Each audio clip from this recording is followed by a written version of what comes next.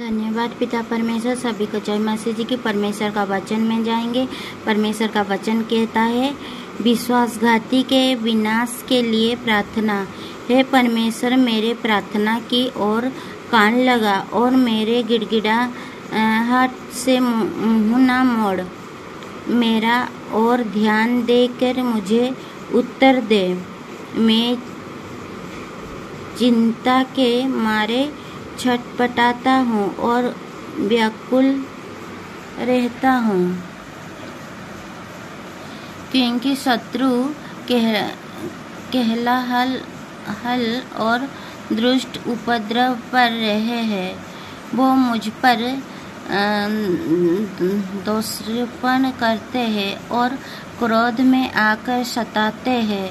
मेरा मन भीतर ही भीतर संकट में है और मृत्यु का भय मुझ में समा गया है। भय और कंपी ने मुझे पकड़ लिए है और भय के कारण मेरा यहाँ खड़े हो गया है। तब मैंने कहा, भला होता कि मेरे कबूतर के से पंख होते तो मैं उड़ जाता और विश्राम पाता। देख, फिर तो मैं उड़ते उड़ते दूर निकल जाता और जंगल में फसेरा लेता। मैं प्रचंड बयार और आंधी के झोंके से बचकर किसी शरण स्थान में भाग जाता। हे प्रभु, उनका सत्यानाश कर और उनकी भाषा में गड़बड़ी डाल दे, क्योंकि मैंने नगर में उपद्रव और झगड़ा देखा है। रात दिन वो उसकी शहर पनाह पर चढ़कर चारों ओर घूमते हैं और उसके भीतर दुष्टता और उत्पत्त होते हैं।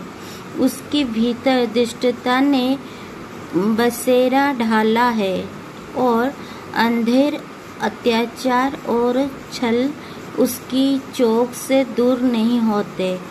जो मेरे नामधराई करते हैं वो शत्रु नहीं था, नहीं तो मैं उसकी सह लेता। जो मेरी विरुद्ध बढ़ाई मारते हैं वो मेरे बैरी नहीं है, नहीं तो मैं उससे छिप जाता। परंतु वो तो तू ही था, जो मेरे बराबरी का मनुष्य, मेरा परम मित्र और मेरा जान पहचान का था। हालेलुया।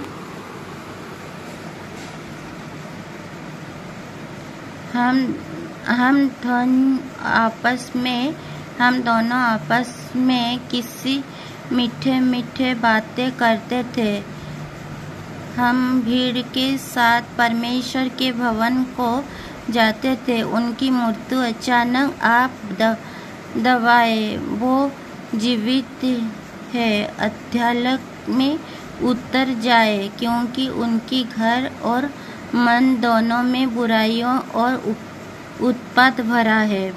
परंतु मैं तो परमेश्वर को पुकारूंगा और यहोवा मुझे बचा लेंगे।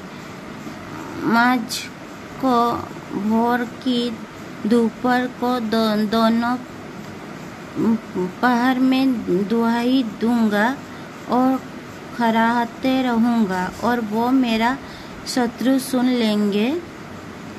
जो लड़ाई मेरे विरुद्ध मची थी उसने मुझे कुशल के साथ बचा लिए है। उन्होंने तो बहुत की संग लेकर मेरा सामना किया था। परमेश्वर जो आदि से विराजमान है, ये सुनकर उनकी उत्तर देगा। है यहोवा ही जिसमें कोई परिवर्तन नहीं और उनमें परमेश्वर का भय है ही नहीं। उसने अपने मेल रखने वाली पर भी हाथ छोड़ा है। उसने अपनी वाचा को तोड़ दिया है। उसके मुंह की बातें तो मक्खन सी चिकनी थी, परंतु उसके मन में लड़ाई की बातें थे। उसकी वचन तेल से अधिक नरम तो परंतु नंगी तलवारी थी। अपना बोझ यहोवा पर डाल दो, वो तुम्हारे संभालेगा। वो धर्मी को कभी टलने न देगा, परंतु हे परमेश्वर, तू न लौंगे को बिना के गड्ढे में गिरा देगा। हत्यारों और छली मनुष्य अपनी अधि तक भी जीवित न रहेंगे, परंतु मैं तुझ पर भरोसा रखे रहूंगा। ये आमीन, हालेलुया। इस वचन को जितने भी भाई और बहन पढ़े और सुने जाने में प्रभु आपको बहुत ऐसे आशीष दे। यीशु मसीह की सम्मति और जीवते नाम में आमीन, आमीन, हालेलुया, हालेलुया। सभी को मेरी तरफ से गॉड ब्लेस यू।